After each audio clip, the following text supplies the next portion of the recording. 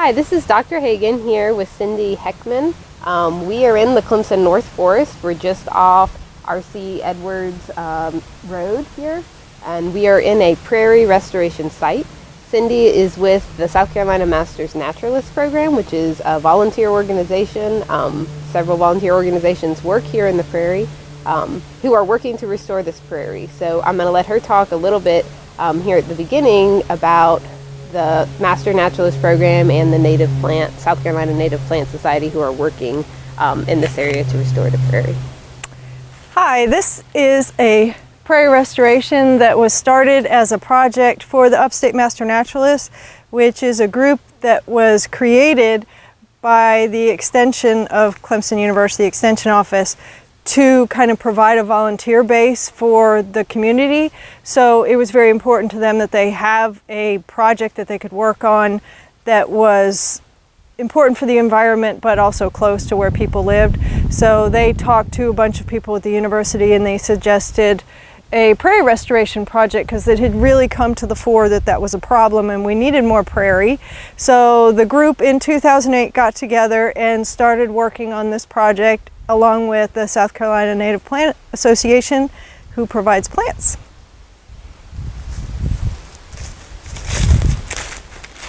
How many people do you think you typically have coming out to volunteer on this restoration?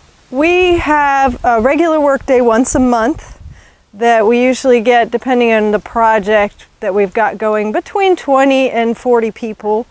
Occasionally we have a really big work day, like we had a joint work day with Duke Energy, and so we had Duke Energy people here and our regular people, so then we got up to like 50 people, but that was pretty unusual. Then we have special work days, like when we put the pond in, that was obviously a really big project, so we'd have extra work days. But I think we log several hundred hours of volunteers here in a year. Wow. So pretty substantial. Yeah, and this site, Cindy told me, is about 17 acres, so a fairly large site. About 3 acres of that is kind of edge habitat transitioning to prairie, and about 14 acres that's truly in grass for prairie. And I would like for you to speak a little bit about sort of what the goal is here, or what, long-term you'd like to see happen on this site.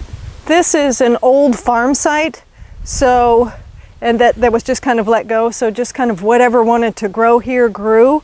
I think there were some browsing and some herbivore action that kept it fairly open, but so we found it, and initially there were huge piles of human trash. It had been kind of used as a mechanics dumping ground, so there was a lot of picking up of debris. But then we wanted to take what was kind of trying to turn into savanna and then would eventually turn into forest habitat if left alone. We wanted to open it back up and provide a true meadow/prairie habitat for the animals that live around here and the people that enjoy it. Great. And what are some of the challenges to doing that? You spoke about succession occurring, or tree species starting to move in. Yeah, we definitely have to either mow or burn, which is preferable.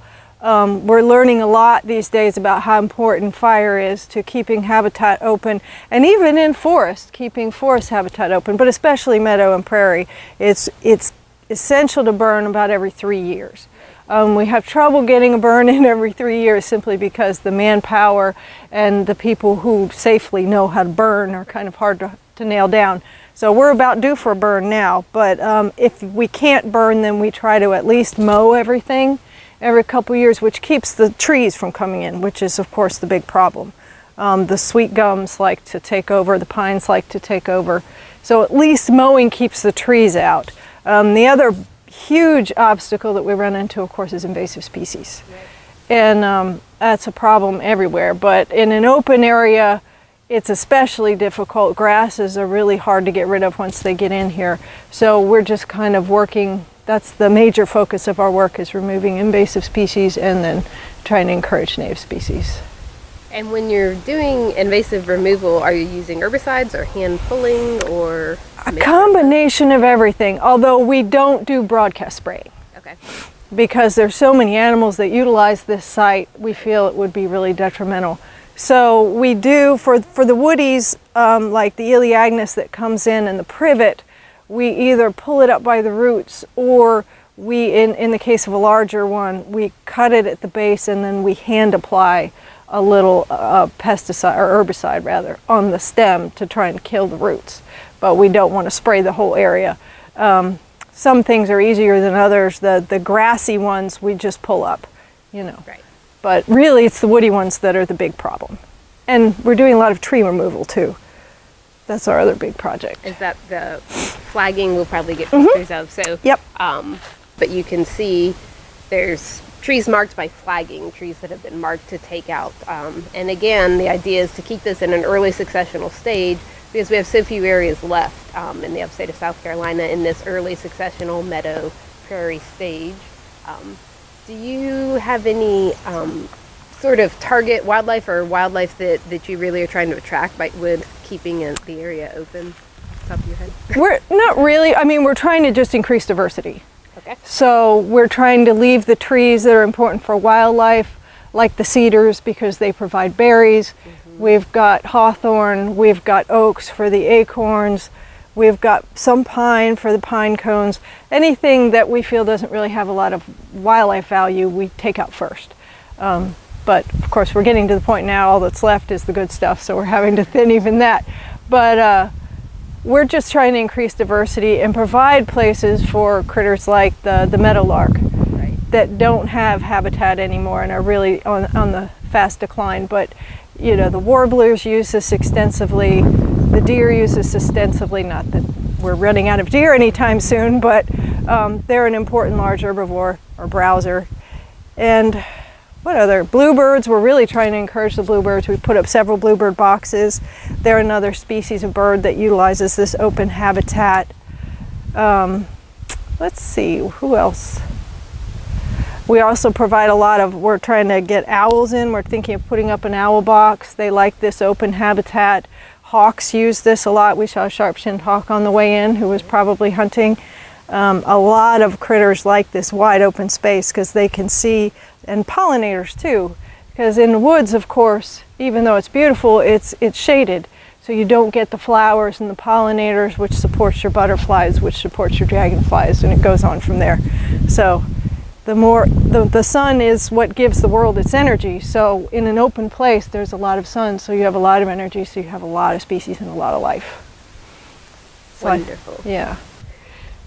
So techniques, when you have the volunteers in, it sounds like you're mostly removing either woody species, which are not necessarily exotic, but are invading the site, and exotic invasives, so things like privet that are coming in that aren't actually native to the area. Yeah, Chinese privet and Elaeagnus are the two big shrubbies that we try to get rid of. The other thing that I've noticed in the last few years is that maybe making the site more accessible for people to come in, so the kiosk, and then I guess some of the trails being put in, so is that another volunteer effort? Yeah, we put in a loop trail that was just through the meadow, just so people could see a meadow and get used to an open space and see different kinds of animals in an open space than they would see. Most of the trails around here are wooded trails.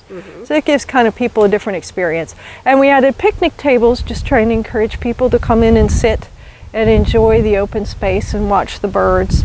We put in an ephemeral pond to encourage some of the insects like the dragonflies, and we get a lot of frogs and a lot of toads, so that gives more species diversity.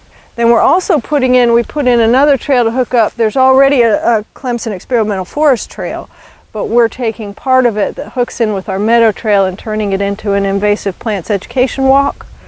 So we're going to mark the species that are supposed to be there and the species that aren't supposed to be there, just so people get a little more awareness of why natives are important, and maybe if they have some of these things that are escaping from gardens in their garden, that they can remove them and plant a native instead. So I guess the last thing to sort of wrap this interview up is the idea that historically these prairies were much more often, or meadows were much more often or frequently seen in the upstate, and what sort of happened to those prairies? What sort of happened to this habitat? Why has it been lost? Well, thousands and thousands of years ago we had these giant herbivores, and they're the ones that ate all of the trees and kept everything an open meadow, kind of the way elephants do in Africa now. And then, of course, people moved in and killed off all of the large animals. But the people also moved in and started small farms, which were small open areas in the middle of the woods. And so that kept little patches of open all over the southeast. But then, of course, what happened is we got these huge farms, especially cotton farms with monocultures, and people were no longer planting little farm plots to support their own house. They were planting huge farms and ripping everything out and flattening it so they could grow cotton. And of course that destroyed the soil and destroyed all the meadow habitat. And now, of course, we're getting parking lots in place of cotton fields. So any open places like this, you can imagine some developer coming through and going, oh, this is nice and flat. We'll put some houses here. So anything that's not already covered in asphalt and housing, it's really important to keep it open so that we can maintain habitat for the critters that need it. Right. And as you stated, there's a lot of work that goes into keeping this habitat open because we've lost those large herbivores that would have maintained this naturally, and we've lost those large natural processes like fire that would have come through naturally, or there's a lot of evidence that Native Americans were supporting a pretty regular fire regime in this area.